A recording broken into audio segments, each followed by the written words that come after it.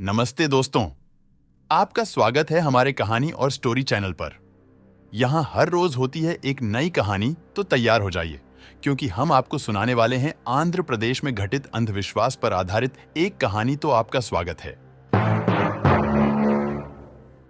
आंध्र में माता पिता ने 2 बेटियों की हत्या कर दी। कथित तौर पर उन्हें लगा कि वे उन्हें पुनर्जीवित कर सकते हैं। अलेख्या उम्र 27 और साई दिव्या उम्र 23 को लाल साड़ियों में खून से लथपथ पाया गया था और उनके सिर कुचले हुए थे। उन्हें कथित तौर पर डंबल से मार दिया गया था। रविवार को आंध्र प्रदेश के चित्तूर जिले में 2 युवतियों की उनके 3 मंजिला घर के अंदर कथित तौर पर एक विचित्र और चौंकाने वाले अपराध में हत्या कर दी गई। पुलिस को संदेह है कि यह जादू टोना से जुड़ा हुआ था। जब परिवार के दोस्तों की सूचना पर पुलिस घर पहुंची तो माता पिता ने दावा किया कि अगर उन्हें 1 दिन का समय दिया जाए तो वे दोनों को वापस जीवित कर सकते हैं। अलेख्या और साई दिव्या को लाल साड़ियों में खून से लथपथ पाया गया था और उनके सिर कुचले हुए थे। उन्हें कथित तौर पर डंबल से मार दिया गया था।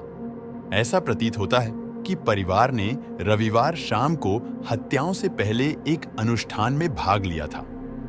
माता पिता, जो उच्च शिक्षित थे फिर भी बेहद अंधविश्वासी थे, कथित तौर पर मानते थे कि उनकी लड़कियों पर किसी बुरी आत्मा का साया है।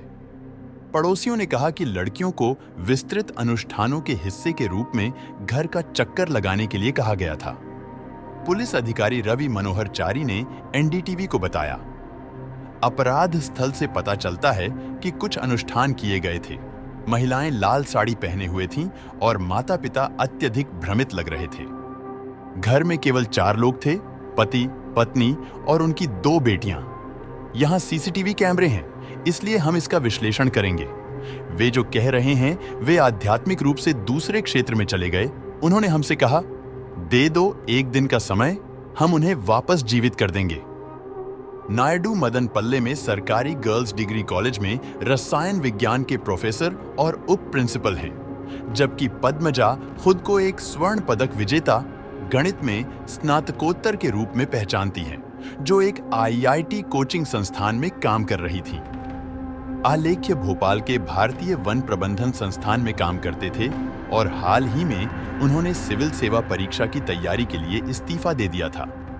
उनकी बहन साई दिव्या स्नातक थीं और चेन्नई स्थित ER रहमान संस्थान में संगीत की पढ़ाई कर रही थीं। पुलिस ने पड़ोसियों के हवाले से कहा कि बहनें तालाबंदी के दौरान घर लौट आई थीं और महीनों तक किसी को भी घर के अंदर जाने की अनुमति नहीं थी। करोड़ों का है घर। पारिवारिक तस्वीरें रविवार की भयावहता का कुछ भी संकेत नहीं देती। हत्या से पहले के 4 दिनों में नौकरानियों को भी अनुमति नहीं थी। पिता ने अपने दोस्त को फोन किया था और बताया था कि क्या हुआ था, जिसके बाद पुलिस को सूचित किया गया और हम अंदर गए। माता पिता ने जोर देकर कहा कि उनके घर में जादू हुआ था और उनकी बेटियां वापस जीवित हो जाएंगी। बाद में माता और पिता को अपनी ही बेटी को मारने के कारण गिरफ्तार कर लिया और सलाखों के पीछे डाल दिया। और मैं आप सबसे ये विनती करता हूं कि आप सभी अंधविश्वास पे बिल्कुल यकीन न करें। हमें इस केस में इतनी ही जानकारी प्राप्त हुई। अगर कुछ बताना मैं भूल गया हूं तो क्षमा करना।